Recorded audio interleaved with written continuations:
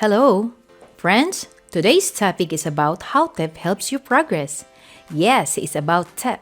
Not, of course, material goods, but of intellectual ones. It's about how we can benefit from copying. Firstly, where did the idea of copying start?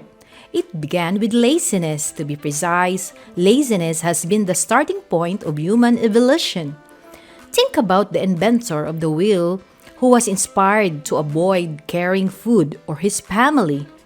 That's how we can get the cart.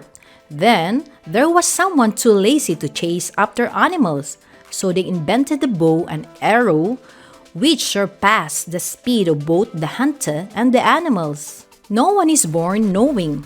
To learn to write, we start by copying the alphabet, and then we compose small words.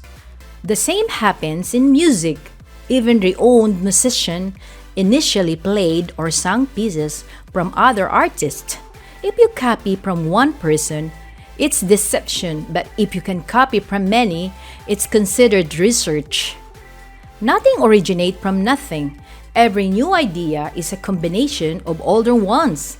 The only inspiration comes from looking at what happened in the past. In reality, what are we? We are a combination of all our influences. Instead of calling it copying, you can say it's a collection, which is more polite.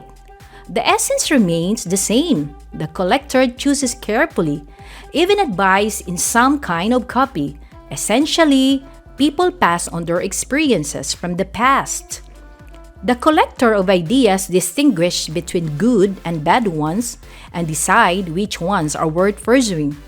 At first, you search for what is worth copying, and then you move on the next thing worth stealing. As a rule, your income is approximately the average of your closest friends. The same applies to ideas. Your immediate environment is the source of representation and contemplation. The more stimuli you have, the more options you will have to shape your personality and come up with even better ideas. The common characteristic of all distinguished scientists and investors is curiosity. The more curious you are, the deeper your research goes. If you pull back the curtain that prevents you from seeing true knowledge, you will never be one of the masses. Obviously, every research starts with a publication of others. There's no way not to steal something from those who came before you. However, there's a difference between copying and plagiarism. Plagiarism is representing something as your own that is the creation of someone else. Carlton, a British cleric and author, grasped the concept 200 years ago. If you steal from the moderns, they will denounce you for plagiarism. But if you steal from the ancients, they will praise you for your erudition. It's not easy to imitate. You first have to find whom to copy and then what to steal. You start with those whom you admire, your idols, those who inspire you, those who want to resemble.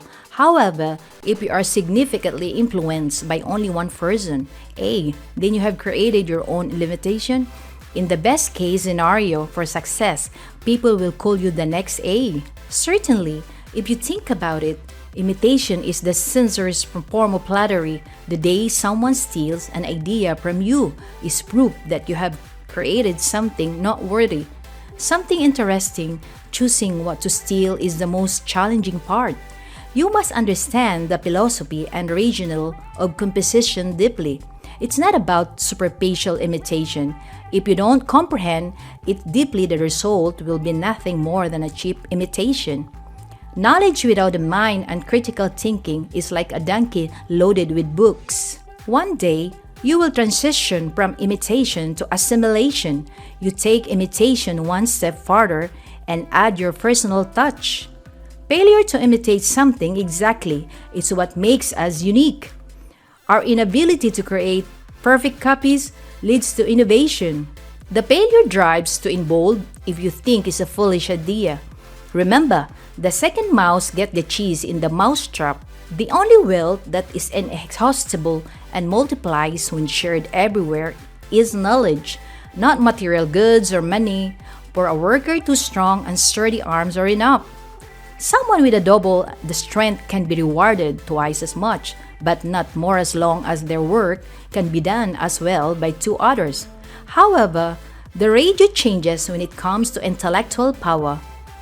10 uneducated people are not equivalent to one smart or skilled scientist.